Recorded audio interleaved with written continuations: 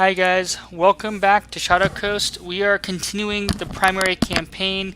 This episode contains spoilers. I'm going to give you a second to stop watching the video if you do not want primary main storyline or primary campaign spoilers. You've been forewarned. Here we go. As a quick backdrop, we freed Smithin, Lord Corrosis, who used to be the head technology advisor to Lady Orano's father. On the Argo, we found encrypted data. We freed Smithin, and then Lord Corrosis had us take out enemy dropship. We don't know exactly what was in the dropship, but that's his requirement because he was upset. His daughter died supporting Lady Orano, and his son was actually captured, taken to Panzir, where he was tortured. So to earn back his trust, we blew up this dropship on one of Smithin's moon worlds.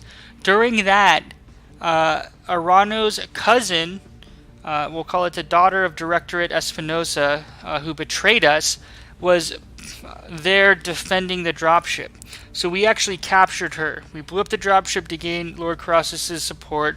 Then we captured Lady Orano's cousin, who's currently being held by Lord Corrosis. In return, he pledged his allegiance to help the restoration efforts, and he also provided us a code breaker.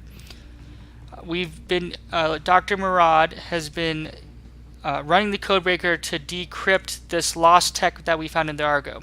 So this is the continuation of that. Here we go. Okay, everybody, our shiny new code breaker just finished chewing through the encryption on the Argo's data archive. Shall I go ahead and open it? No, I was thinking we just sit for a while, really savor the mystery. I like that. Haha, boss, it's good to see you in a joking mood. Open the damn files, Doc. We've waited long enough. Well, it looks like a map archive, which is about what you'd expect on a navigation computer. No surprises there. I'm seeing a lot of periphery territories. The Outworlds Alliance, the Rimworlds Republic, the Oberon Confederation. But hello, what's this? A star map on a blue background fills your view screen. The margins are dense with annotations and symbols. This isn't a civilian map. It's an SLDF. I don't know what that is, so let's read it. Star League Defense Force. The Star League Defense Force, SLDF, was the largest military force in human history, with over 100 million soldiers serving in 486 divisions at its peak.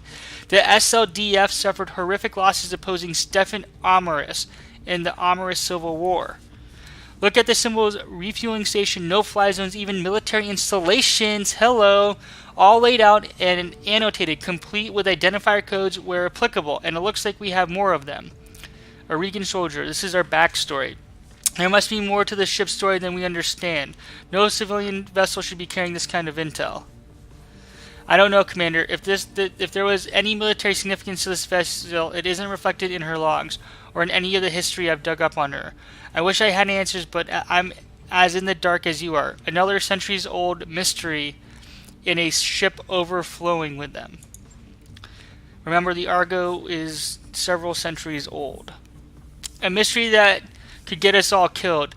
I shouldn't have to tell you what the great houses would do to get their hands on something like this.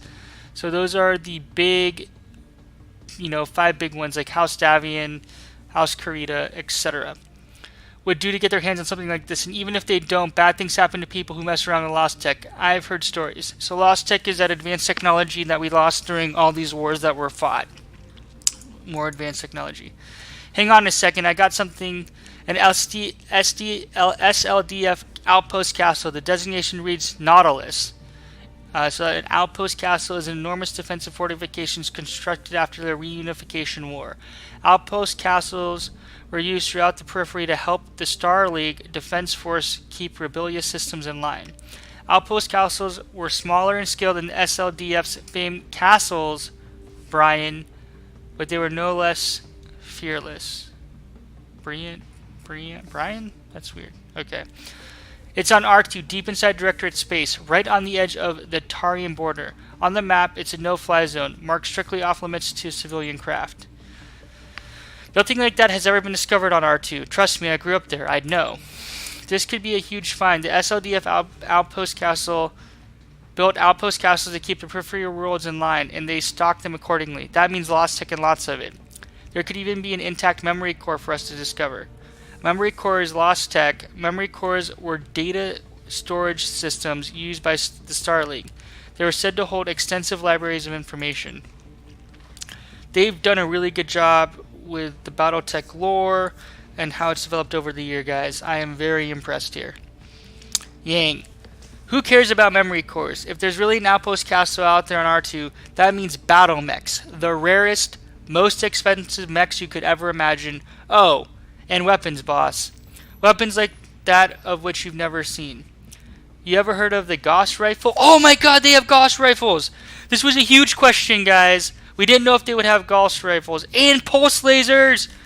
So, for those of you who don't know, and are laughing at me for getting so excited, the Gauss rifle is Lostech. It's a ballistic weapon that used a series of electromagnets to propel nickel-iron slugs at tremendous velocity.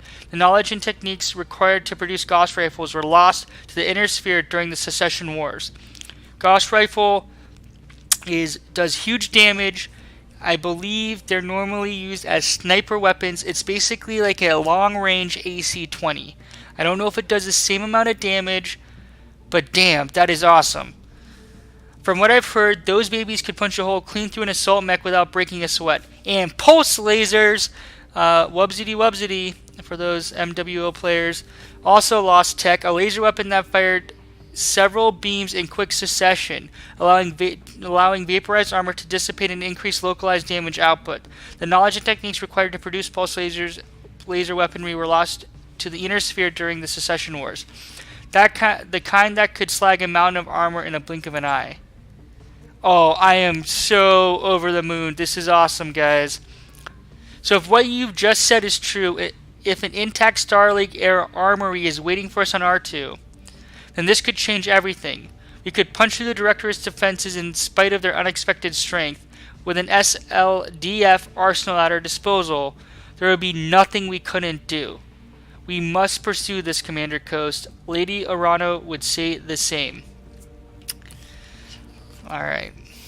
Ancestry. My ancestors traveled to the deep periphery in search of the unknown. I won't refuse to take a chance they'd have leapt at. Yes, origin story. Lord Madeira, Commander, please. Chasing Lostech is a bad idea. Capital B, capital I. If our friends and neighbors don't kill us to take it, someone will push the wrong button and blow us all up. Again, I have stories. Let me be abundantly clear. If there is a Star League era castle waiting on R2, we will claim what's inside, not out of avarice, but out of necessity. Advancing on the Directorate's core systems with our existing army would be much like marching headlong into an abattoir. We could succeed, yes, but our losses would be devastatingly high, as would yours. So we will follow this lead. Superstitions be damned. I've always wanted to go on a treasure hunt. That's true, I have. Very good. I'll contact Lady Arano. She'll need time to prepare the recovery effort. Carry on with your business, Commander. Take contracts. Fight and grow stronger. Soon enough, we will all venture into the unknown. Alright, so we got a Thunderbolt in our last mission. This kind of popped up on us. We were running a procedural mission, and then this screen that we started at popped up on us. So we have 2 Thunderbolts we're going to review. Now, it looks like we will continue... Whoa, 4.5 stars. Hello. We will continue recording this primary campaign mission shortly. I'm going to run 1 or 2 procedural missions. It looks like I have to before we can progress. But thanks for watching, and just skip to the next campaign video if you'd like to watch that. I'll earmark them like campaign spoilers, and if not, the next mission upcoming will be procedural. Thank you.